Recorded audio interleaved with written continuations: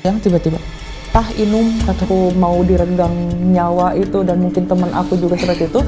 Harusnya ada dua, aku meninggal dan teman aku meninggal, atau entah salah satu yang nggak ada. Baru air kelapa, bung, pingsan, dan aku langsung di situ gelap, bung, terus tiba-tiba bukan nenek-nenek di sini. Asal kamu tahu, mereka tuh pengen, kalau orang ngisengin secara halus mungkin kita nggak akan tahu orangnya siapa sih yang ngerjain kita gitu kan. Iya. Nah ini benar-benar tatap muka. Halo semuanya, kembali lagi di Cerita Oi. Kali ini gue kedatangan tamu dari Jakarta. Dari Jakarta mana ya, Kak? Boleh perkenalkan diri dulu? Aku dari Jakarta Selatan ya. Oh, Jaksel. Jaksel. Dari Jakarta Selatan.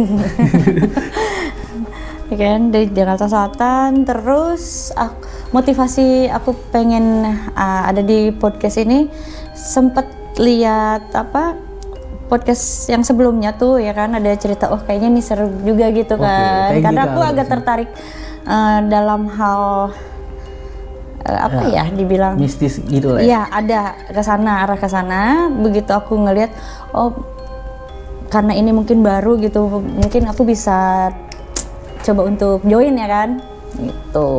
Kalau boleh tahu kesini naik apa, Kak? Jujur baru pertama aku pakai kereta. Dari Jakarta. Dari Jakarta. 2 tahun. Ya kan? Baru pertama kali banget aku pakai kereta. Jauh banget pasti ya? Jauh sih enggak, cuman karena emang punya kepanikan sendiri ya, kalau naik umum memang nggak bisa. Jadi ya lumayan lah effort juga nyampe ke sini akhirnya. Oke. Semua jangan lupa ya, yang punya cerita kayak kakak ini bisa hubungi kita. Oke Kak, singkat cerita aja, bisa Kak di-spill dulu ceritanya? Yang dikit aja, yang penting-penting.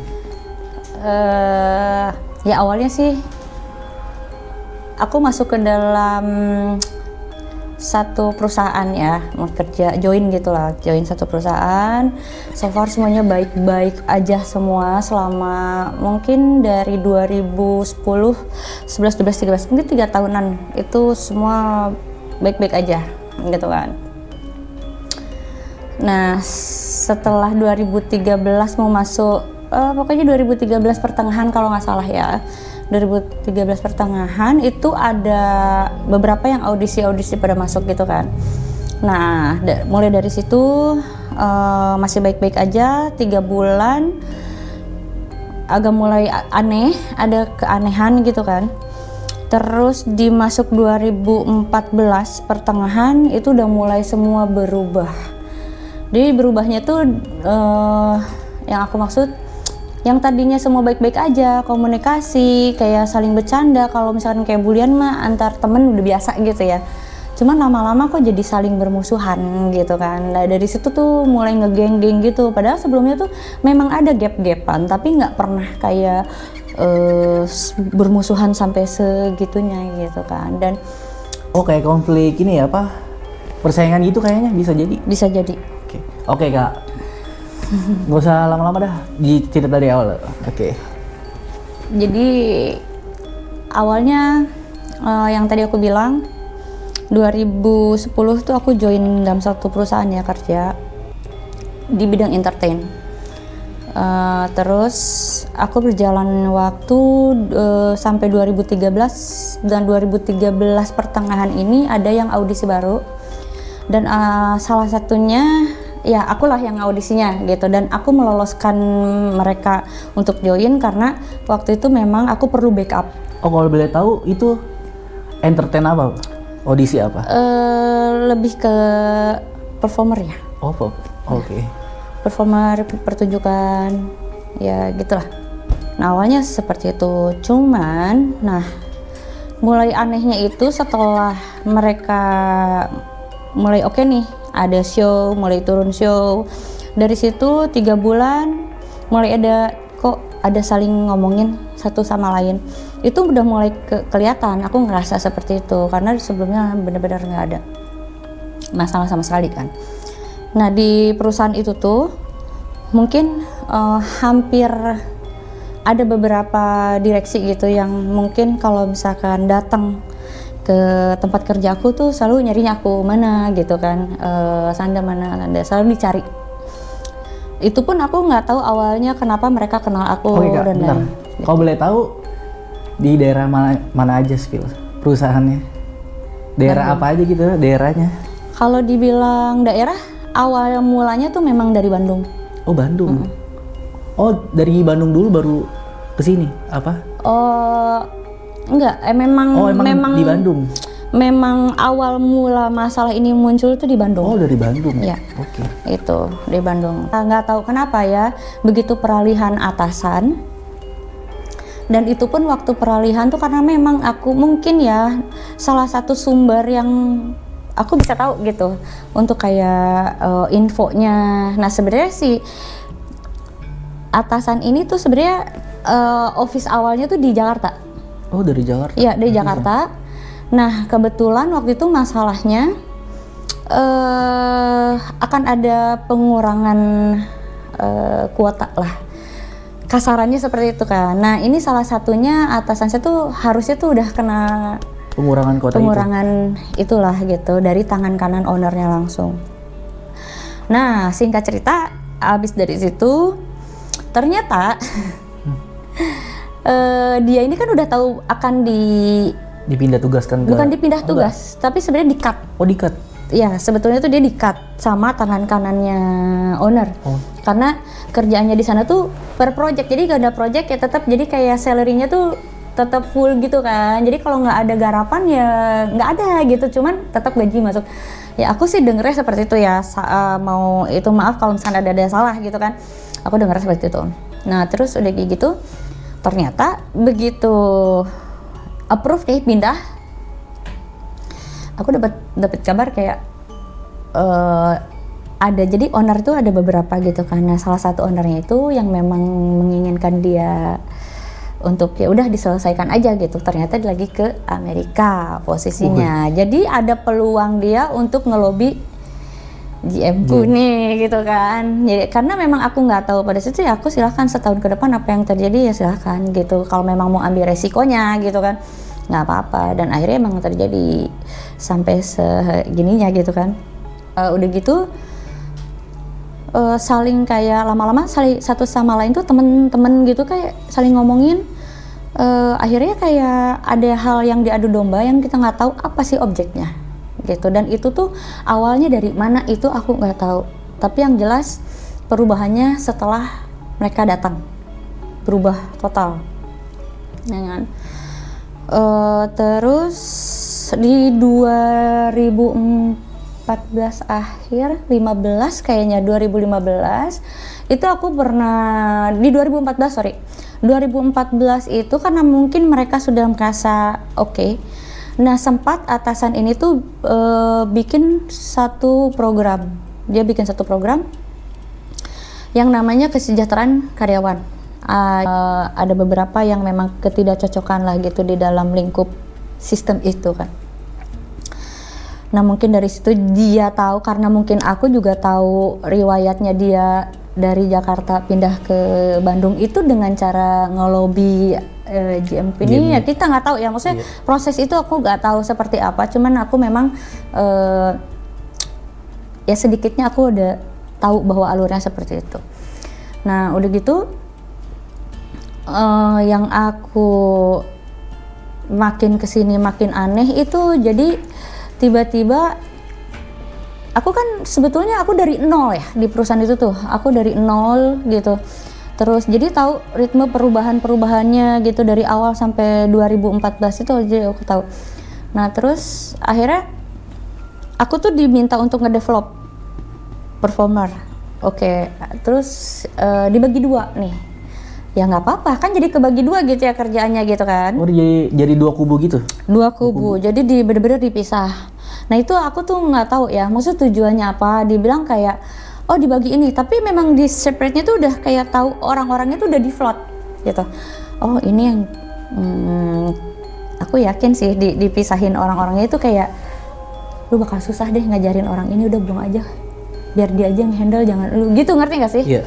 Ya kan? Terus yang emang berpotensi bisa berkembangnya lebih cepat dan bisa paham gitu diajarin sama mereka, diambil. Tapi giliran orang yang menurut dia, oh ini nggak berkembang, dilempar sama aku. Tapi aku jadiin mereka, karena waktu itu aku ada partner aku juga dulu gitu kan, jadi kita bisa kerja bareng.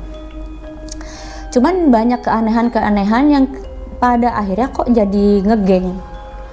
Oh ini siapa yang megang? Ini kan aku anaknya ini, anaknya. Sedangkan kita dibayar dalam satu perusahaan yang sama untuk apa seperti itu? Kalau memang mau berlomba kan bukan perlombaan ya gitu kan. Oh jadi awal mulanya dari dua kubu ini? Iya, dari dua kubu ini. Makanya aku merasa aku tidak berkubu sama sekali. Justru aku nggak tahu kenapa mereka buat seperti itu, ya kan? Terus setelah itu dari anak-anak yang beberapa diajari sama mereka tuh ada yang dibuang, tidak berkembang. Padahal nih anak bagus. Oh yang kurang nangkep aja gitu biasanya? Bukan. Enggak? Yang berpotensi, justru yang berpotensi bagus dilempar ke aku. Yang gini, yang namanya nge-develop orang, tahu dong kapasitas anaknya kayak gimana. Kalau semakin gampang kita mengolah gitu kan, atau bagus, kita sedang dong sebenarnya. Tapi karena memang kita nggak tahu kapasitas mereka tuh sebenarnya kemampuannya semana. Sampai kalau misalkan ada anak yang bagus tuh dia nggak mau pakai. Justru orang-orang yang prosesnya akan lama, dia ambil gitu kan. Jadi kayak seolah oh lu mah jadi juga nggak akan protes gitu. Ngerti gak? Pasti diam aja. Lah kalau udah bagus, progresnya cepet, ntar jadi protes nih, ya kan? Kayaknya yang anak-anak yang nggak bisa diatur, iya, lemparnya ke aku. dilempar. Dan sedangkan aku sendiri, aku seneng dilempar sama anak-anak yang nggak diatur, karena itu bisa progresnya bisa cepet, gitu kan? Yang tanpa diduga gitu pada akhirnya. Challenge dong, gitu kan? Ya udah nggak apa-apa gitu. Awalnya situ, terus akhirnya begitu jadi ada satu pertunjukan waktu itu kayak kalau kita kan ada musim libur ya, ada peak season, high season gitu kan. Nah di situ aku masih show posisinya dan orang yang ngajarin ini juga show gitu kan. Kok jadi kayak saingan gitu pada akhirnya kan.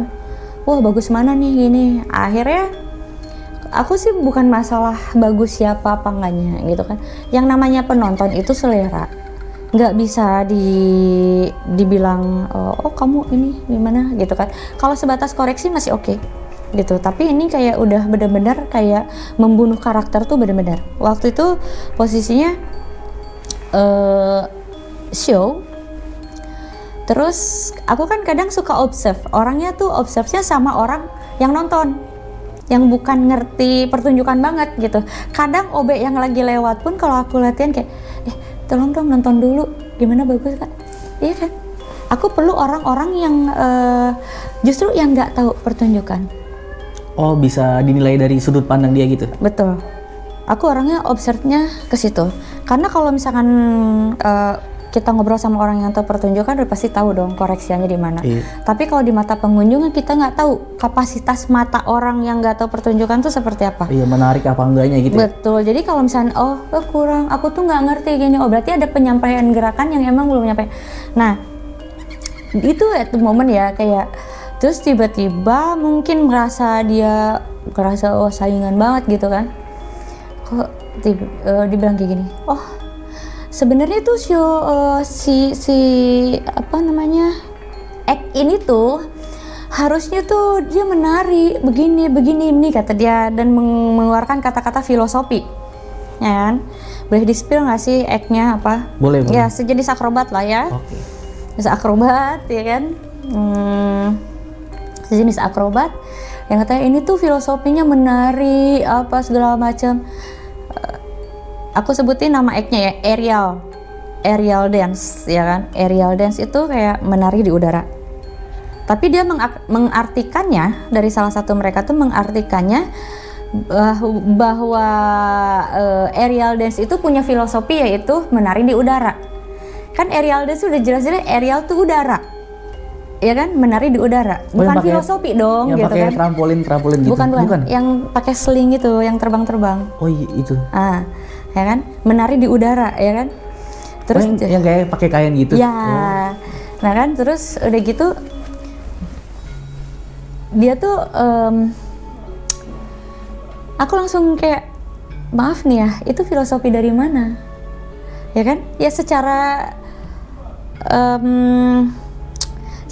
pemikirannya tuh filosofinya dari mana? Itu kan bahasa Inggris diartiin ke bahasa Indonesia gitu kan? Ya kan? Terus filosofinya dari mana? Kalau memang ada Ariel punya filosofi, Circus du Soleil yang di luar negeri nggak akan jadi sekeren ini, nggak akan jadi se-ekstrim ini, dan emang bener-bener orangnya berpotensi yang emang keren gitu kan, yang nggak cuman mendayu-dayu begitu-gitu aja. Pasti kan orang butuh berkembang. Kalau memang Ariel Egg-nya sendiri ini punya filosofi, ya udah aja, jadi nggak akan ada perubahan apapun gitu kan. Maksudnya kenapa? Nah dari situ udah aku menurut pembunuhan karakter gimana caranya. Tapi dengan kayak seolah-olah dia tuh berpendidikan tinggi banget, ya kan, dibilangnya ya lulusan luar negeri lah, apalah, sekolah seni lah, apa segala macam gitu kan. Sampai aku observe yang emang benar-benar lo lulusan mana sih sebenarnya, ya kan? Karena dari mengartikan arti dari aerial dance-nya aja, menurut aku dia bilang filosofi, udah jelas-jelas itu kan dari bahasa Inggris, artinya ke Indonesia memang menari di udara, gitu kan, make sense dong, marah gitu kan. Dan terus dia kayak, kalau aku bilang gak usah banyak alasan, gak usah ngelontarin masalah filosofi. Jujur aja, kalau memang kapasitas kalian memumpuni untuk melakukan hal lebih, lakukan. Kalau memang enggak, ya udah pelajarin seiring waktu. Simple dong, ya kan? Aku karakternya memang berpower, ya kan? Karakter aku berpower. Terus aku coba observe ke yang tadi aku bilang, ke orang yang emang bener-bener nggak tahu pertunjukan. Jadi aku tahu kapasitas mata mereka ketika dia suka apa enggak tuh tahu gitu kan. Ya aku sampai bener-bener ke orang-orang seperti itu. Nah terus mungkin makin nggak suka kan. Dari situ tuh mulai kayak langsung gontok-gontokan, yang diajarin sama dia nggak boleh ketemu sama aku, nggak boleh, wah jadi interaksi begitulah. Jadi kayak dibikin adu domba terus musuh. Dan akhirnya kebetulan waktu itu alatnya rusak di satu stage besar itu, dipindahlah ke pertunjukan teater yang emang tidak kapasitasnya, yang emang nggak pakai seperti biasanya lah si alat-alatnya itu. Nah mau nggak mungkin dihilangin dong act-nya kan, mau nggak mau kita move, pindah ke si teater itu. Dia nggak mau main karena dia pengen ini secara ya dia inginnya seperti itu gitu kan, request. Kalau aku orangnya, yang ini ibaratnya bar yang ini bisa nggak, kapasitasnya berapa kilo, kalau misalnya kira-kira masih bisa, aman, gas. Aku orangnya gitu, semampu mungkin, karena memang kita di set untuk kayak show must go on gitu, apa yang terjadi ya udah gitu. Karena kita juga berjualan tiket, orang udah boleh mau nonton, nggak mungkin kita punya reason yang menurut kita tuh kayak yang masih bisa diusahain, kenapa sih gitu kan. Nah akhirnya disitu dia nggak mau main, baper dong, nggak mau main. Nah akhirnya aku marah dong. Pas kebetulan salah satunya itu ada di tangga office yang mau naik ke area stage gitu kan. Aku ngobrol, sebetulnya nggak ada yang ngelabrak. Aku cuma bilang gini, kalau memang nggak mampu bilang, nggak usah macem-macem. Aku bilang, kalau nggak usah gengsi, bilang kalau misalkan aku nggak bisa, jangan ngerepotin ke semua gitu kan. Akhirnya ngerembetnya ke aku, jadi show aku terus-terusan nggak mau diganti.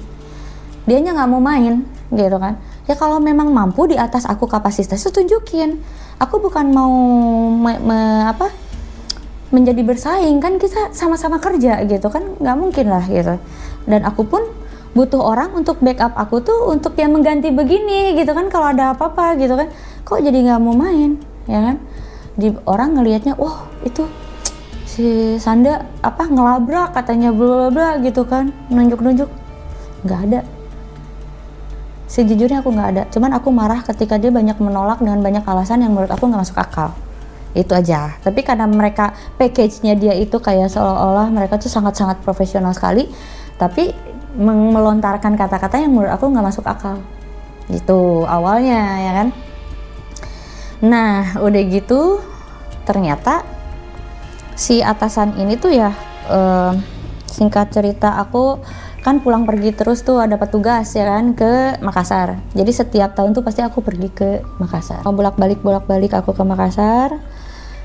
Otomatis kan selama aku kerja dari nol gitu kan ya kan 3 tahun ibaratnya aku ritmenya tuh 3 tahun kerja ini.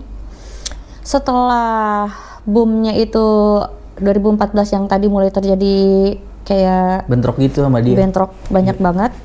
Itu keanehan mulai di situ. 2015 aku kena hantaman yang emang benar-benar secara fisik ya. Jadi kayak kalau orang ngisengin secara halus mungkin kita nggak akan tahu orangnya siapa sih yang ngerjain kita gitu kan. Iya. Nah ini benar-benar tatap muka, ya kan. Ternyata jadi kayak aku nggak tahu awalnya apa itu arti dari